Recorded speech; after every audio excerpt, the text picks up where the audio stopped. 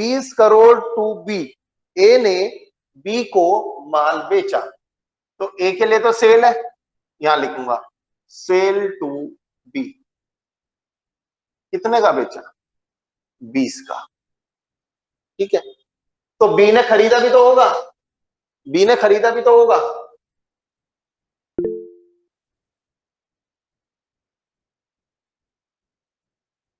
तो बी के लिए परचेज में लिखूंगा, क्या लिखूंगा? परचेज फ्रॉम ए।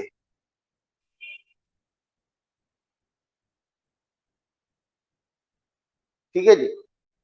उसके बाद कह रहा है 30 करोड़ टू सी, यानी ए ने सी को भी बेचा है, कोई दिक्कत नहीं है, सेल टू सी 30 करोड़। सी के लिए परचेज बन जाएगा, परचेज फ्रॉम ए। कोई नोटिंग नहीं करेगा, सिर्फ समझेंगे। यहां तक डाउट? यहां तक डाउट जल्दी बताओ, यहां तक कोई डाउट? ठीक है। And 40 crore to household, 40 crore to household. बेचा होगा किसी के घर जाके, बेचा तो है ना, sells to household 40। Sir ये खरीदा होगा हाउस होल्ड ने, बिल्कुल खरीदा होगा। अब मैं हाउस होल्ड का तो कोई कॉलम बना नहीं रहा, वरना मैं उनकी परचेज में ये बात लिख देता। समझ में आ रही है? ये और कहीं नहीं लिखा जाएगा। बताओ जी, ये बात समझ में आई? ये बहुत इंपॉर्टेंट है, ये और कहीं और किसी की परचेज थोड़ी बन जाएगा ये। ठीक है। उसके बाद वो कह रहा था goods worth ₹10 crore remain unsold. ये तो डेबिट क्रेडिट जैसा है। अच्छा, goods worth ₹10 crore remain unsold, 10 crore का माल अनसोल्ड रह गया, यानी ये आपका क्लोजिंग स्टॉक है। कौन सा स्टॉक है ये?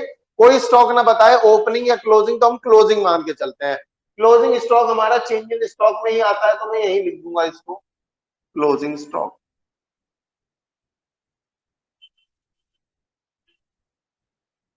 ठीक है जी, चलूं आगे। अगला है point number B, second.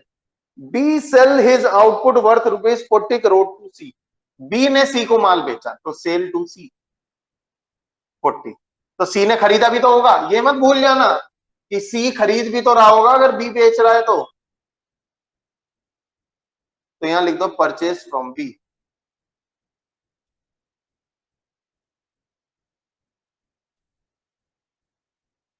₹60 crore to D, 60 crore का डी को बेचा, सेल टू डी 60। तो डी ने खरीदा होगा, परचेज फ्रॉम बी।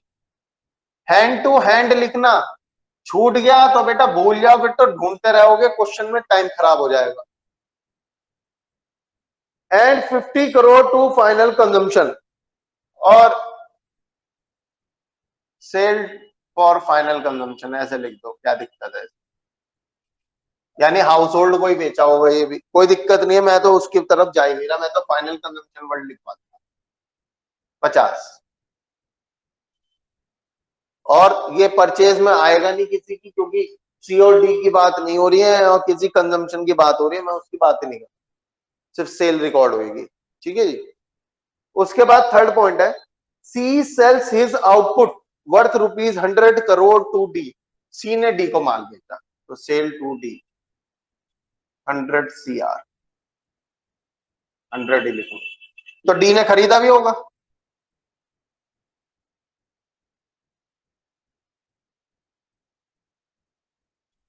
ठीक है जी।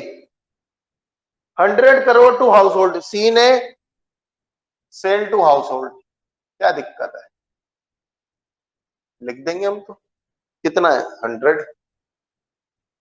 ठीक है जी। मैं आपको फिर बता दूं फाइनल कंजम्पशन का मतलब भी हाउस होल्ड ही होता है। ठीक है।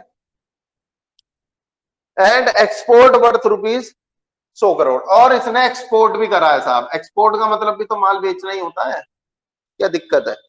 100 crore. The sell 300 crore to household, sell to household 300। 100 crore to government, 100 crore government को बेचा, सेल टू गवर्नमेंट, सरकार को माल बेच दिया, क्या दिक्कत है?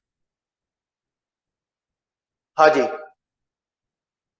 हाउस होल्ड को बेचा, गवर्नमेंट को बेचा, इन्होंने खरीदा होगा लेकिन इनका परचेज का, इनके लिए कोई कॉलम नहीं है तो परचेज में कहीं नहीं दिखाया जाएगा। बताओ ये जो मैंने बनाया है ये क्लियर है या नहीं? देख लो आराम से, किसको नहीं है क्लियर वो बता दो मुझे। वो बच्चे रिप्लाई कर दो जिसको क्लियर नहीं है। क्लियर है? मुझे क्या दिक्कत है अभिषेक, क्या दिक्कत है बताओ, बताओ, मैं वेट कर रहा हूं। सर सी का बता दो। ये C sells his output worth ₹100 to D, C ने डी को माल बेचा, सेल टू डी, डी ने परचेज करा होगा, परचेज फ्रॉम सी 100। एक्सपोर्ट, हाँ एक्सपोर्ट का मतलब क्या होता है? माल बेचना ही तो होता है, सेल्स में वो भी तो आता है बेटा। अब क्लियर है? जल्दी बताओ।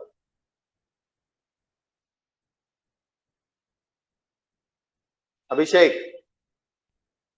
अगर डाउट है तो पूछ लो दोस्त। सर हाँ ठीक है। अच्छा हमने ना एक पहली लाइन में कुछ मिस कर दिया था, उसमें लिखा था value of input of firm A is assume to be 0, लिखा था।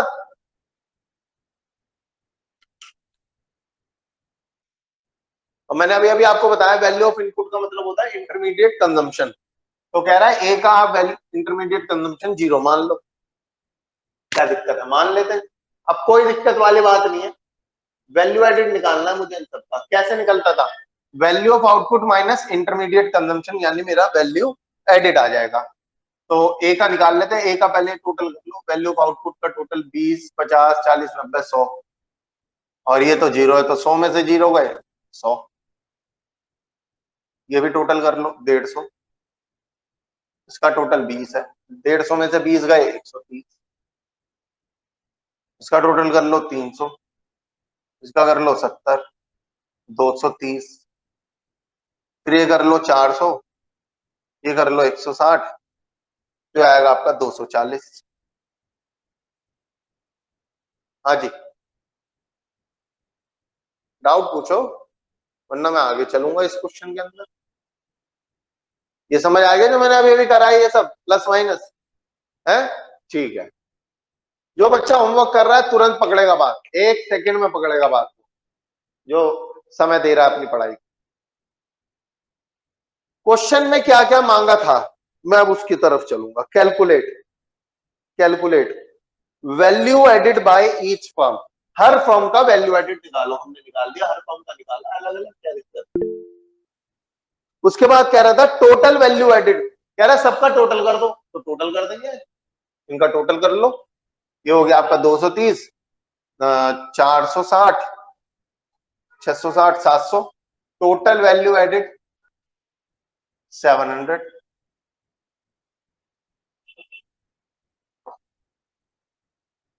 हाँ जी बताओ,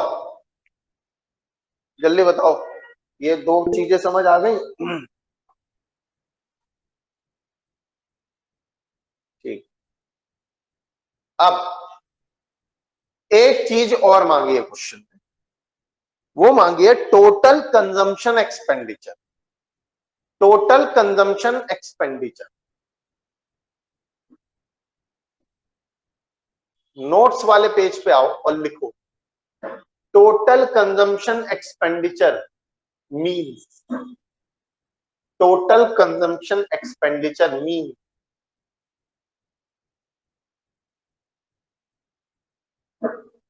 purchase by household and government, full stop. Purchase by household and government, purchase by household and government, total consumption expenditure mean purchase of household and government. यानी कि सरकार ने और house hold ने जहां जहां खरीदा है उनको जोड़ लो, आपका टोटल कंजम्पशन एक्सपेंडिचर आ जाएगा। तो देखो जरा